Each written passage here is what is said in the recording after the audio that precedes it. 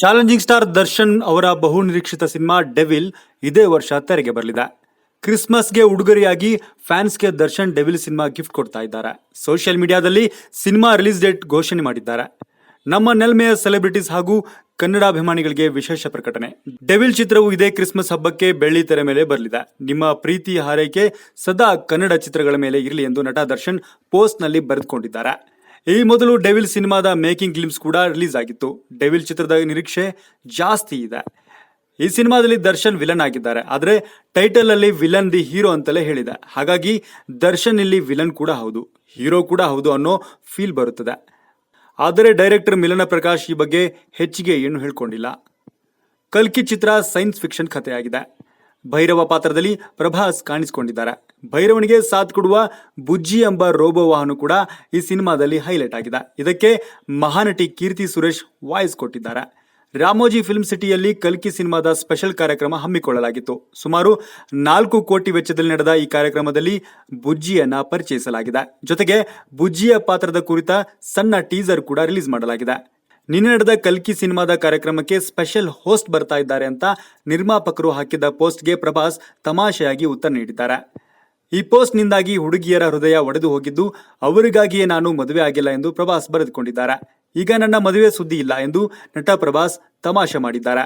ಡಾಲಿ ಧನಂಜಯ ಅಭಿನಯದ ಕೋಟಿ ಸಿನಿಮಾದ ಜನತಾ ಸಿಟಿ ಹಾಡು ರಿಲೀಸ್ ಆಗಿದೆ. ದೊಡ್ಡ ನಗರಗಳು ತಮ್ಮ ಮಾಯೆ ಮತ್ತು ನಿಗೂಢತೆಯ ಮಿಶ್ರಣದಿಂದ ಜನರನ್ನ ಸೆಳೆಯುತ್ತವೆ ನಿಜ. ಆದರೆ ಈ ನಗರಗಳು ಕೂಡ ನ್ಯೂನತೆಯಿಂದ ಹೊರತಾಗಿಲ್ಲ. ಹಾಗಾಗಿ ಭ್ರಷ್ಟಾಚಾರದಿಂದ ಕಳಂಕಿತವಾಗಿವೆ. ಕೋಟಿ ಸಿನಿಮಾದ ಜನತಾ ಸಿಟಿ ಎಂಬ ಇತ್ತೀಚಿನ ಹಾಡು ಇದೀಗ ಬಿಡುಗಡೆಯಾಗಿದೆ. ಇದು ಜನತಾ ನಗರದಲ್ಲಿ ವಾಸಿಸುವ ಜನರ ಹೋರಾಟ ಮತ್ತು ಕನಸುಗಳಿಗೆ ಕನ್ನಡಿ ಹಿಡಿಯುತ್ತದೆ. ಸಂಗೀತ ನಿರ್ದೇಶಕ ವಾಸುಕಿ ವೈಭವ್ ಬರೆದಿರುವ ಈ ಹಾಡಿಗೆ ಸಂಚಿತ್ ಹೆಗಡೆ ಧ್ವನಿಯಾಗಿದ್ದಾರೆ. ಹಾಡಿನ ಹಿಂದಿನ ಬ್ರೈನ್ ವಾಸುಕಿ ವೈಭವ್ ಜನತಾ ನಗರದಲ್ಲಿ ಕೋಟಿಯ ಸಂಪತ್ತಿನ ಅನ್ವೇಷಣೆಯ ಬಗ್ಗೆ ಮಾತನಾಡುತ್ತಾರೆ. ಈ ಹಾಡು ಕೋಟಿ ಮತ್ತು ನಗರದ ನಡುವಿನ ಬಾಂಧವ್ಯವನ್ನು ಸೆರೆ ಹಿಡಿಯುತ್ತದೆ. ಉತ್ಸಾಹ ಮತ್ತು ಸವಾಲುಗಳೆರಡನ್ನು ತುಂಬಿದ ಪ್ರಯಾಣ ಇದಾಗಿದ್ದು, ಚಿಕ್ಕ ಹಳ್ಳಿಯಿಂದ ಬಂದರೂ ದೊಡ್ಡ ನಗರಗಳ ಮೇಲೆ ಮೋಹವನ್ನು ಬಿಂಬಿಸುವ ಜನತಾ ಸಿಟಿ ತನ್ನ ಹೃದಯಕ್ಕೆ ಹತ್ತಿರವಾಗಿದೆ ಎಂದು ನಿರ್ದೇಶಕ ಪರಂ ಹಂಚಿಕೊಂಡಿದ್ದಾರೆ. ಬೆಂಗಳೂರಿನ ಹೊರವಲಯದಲ್ಲಿ ನಡೆದಿದ್ದ ರೇವ್ ಪಾರ್ಟಿ ಪ್ರಕರಣವನ್ನ ಪೊಲೀಸ್ ಇಲಾಖೆ ಗಂಭೀರವಾಗಿ ಪರಿಗಣಿಸಿದೆ. ಹುಟ್ಟುಹಬ್ಬದ ಹೆಸರಿನಲ್ಲಿ ಮತ್ತೇರಿಸಿಕೊಂಡವರಿಗೆ ಕಾನೂನು ಕುಣಿಕೆ ಬಿಗಿ ಮಾಡಲು ಕಾಕಿ ಮುಂದಾಗಿದ್ದು, ಮುಖಕ್ಕೆ ಬಟ್ಟೆ ಕಟ್ಟಿಕೊಂಡು ಪರಾರಿಯಾಗಿದ್ದ ಎಲ್ಲರನ್ನ ಕರೆಸಿ ವಿಚಾರಣೆಗೊಳಪಡಿಸಲು ತೀರ್ಮಾನಿಸಲಾಗಿದೆ. ಇನ್ನು ಈ ಘಟನೆ ಸಂಬಂಧ ಮುಖ್ಯ ಬೆಳವಣಿಗೆಯೊಂದು ನಡೆದಿದ್ದು, ಪಾರ್ಟಿಯಲ್ಲಿ ಭಾಗಿಯಾಗಿದ್ದವರ ಬ್ಲಡ್ ಟೆಸ್ಟ್ ರಿಪೋರ್ಟ್ ಕೂಡ ಹೊರಬಿದ್ದಿದೆ. ಮುಖ್ಯವಾಗಿ ತೆಲುಗು ನಟಿ ಹೇಮಾ ಹಾಗೂ ಅಶು ರೈ ರಿಪೋರ್ಟ್ ಕೂಡ ಪಾಸಿಟಿವ್ ಬಂದಿದೆ. ಈ ಮೂಲಕ ತೆಲುಗು ನಟಿ ಹೇಮಾ ಮತ್ತು ಅಶು ಡ್ರಗ್ಸ್ ಸೇವಿಸಿರುವುದು ದೃಢಪಟ್ಟಿದೆ. 103 ಜನರ ಪೈಕಿ 86 ಜನರು ಡ್ರಗ್ಸ್ ಸೇವಿಸಿರುವುದು ದೃಢಪಟ್ಟಿದೆ. ಸಿಸಿಬಿ ತಂಡ 98 ಜನರ ಬ್ಲಡ್ ಸ್ಯಾಂಪಲ್ ಪಡೆದಿತ್ತು. ಅದರಲ್ಲಿ 84 ಜನರ ರಿಪೋರ್ಟ್ ಪಾಸಿಟಿವ್ ಬಂದಿದೆ. 73 ಪುರುಷರ ಪೈಕಿ 59 ಮತ್ತು 30 ಯುವತಿಯರ ಪೈಕಿ 27 ಜನರ ವರದಿ ಪಾಸಿಟಿವ್ ಬಂದಿದೆ.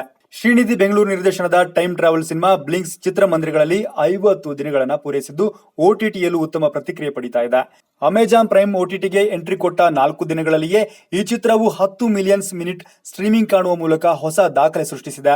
ಈ ಸಿನಿಮಾದ ಕುರಿತು ಸಾಮಾಜಿಕ ಜಾಲತಾಣಗಳಲ್ಲಿ ಜನರು ಉತ್ತಮ ಅಭಿಪ್ರಾಯಗಳನ್ನು ಹಂಚಿಕೊಳ್ಳುತ್ತಿದ್ದಾರೆ. ಕನ್ನಡ ಸಿನಿಮಾಗಳನ್ನ ಪ್ರೇಕ್ಷಕರು ನೋಡ್ತಾ ಇಲ್ಲ ಎಂಬ ಅಪವಾದದ ನಡುವೆ ಬ್ಲಿಂಕ್ ಹಾಫ್ ಸೆಂಚುರಿ ಬಾರಿಸಿರುವುದು ಕೂಡ ಇಡೀ ಚಿತ್ರತಂಡಕ್ಕೆ ಖುಷಿ ಕೊಟ್ಟಿದೆ. ಈ ಕ್ಷಣಗಳ ಚಿತ್ರತಂಡ ಮಾಧ್ಯಮದೊಟ್ಟಿಗೆ ಹಂಚಿಕೊಂಡಿದೆ. ಬೆಂಗಳೂರಿನ ಖಾಸಗಿ ಹೋಟೆಲ್ನಲ್ಲಿ ನಡೆದ ಸುದ್ದಿಗೋಷ್ಠಿಯಲ್ಲಿ ಮಾತನಾಡಿದ ನಿರ್ಮಾಪಕ ರವಿಚಂದ್ರ, ಸಿನಿಮಾ ಈ ಲೆವೆಲ್ಗೆ ರೀಚ್ ಆಗುತ್ತೆ ಅಂತ ಅಂದುಕೊಂಡಿರಲಿಲ್ಲ. ತಂಡ ಖುಷಿಯಾಗಿರ್ಬೇಕಾದ್ರೆ ಅಂದುಕೊಂಡಿರುವ ದುಡ್ಡು ಬರಬೇಕು. ಇಡೀ ಸಿನಿಮಾ ತಂಡ ಪ್ರಾಮಾಣಿಕವಾಗಿ ದುಡಿದಿದೆ. ಅವರಿಗೆಲ್ಲ ಮುಂದೆ ಒಳ್ಳೆ ಸಿನಿ ಕರಿಯರ್ ಸಿಗಬೇಕು. ಆದಷ್ಟು ಬೇಗ ತೆಲುಗುಗೂ ಡಬ್ ಮಾಡಿಸುತ್ತೇವೆ. ತಮಿಳು ಡಬ್ ಬಗ್ಗೆ ಚರ್ಚೆ ನಡೆಸಲಾಗಿದೆ. ಈ ಸಿನಿಮಾಗೆ ಭಾಷೆಯ ಮಿತಿ ಇಲ್ಲ ಎಂದು ಹೇಳಿದರು.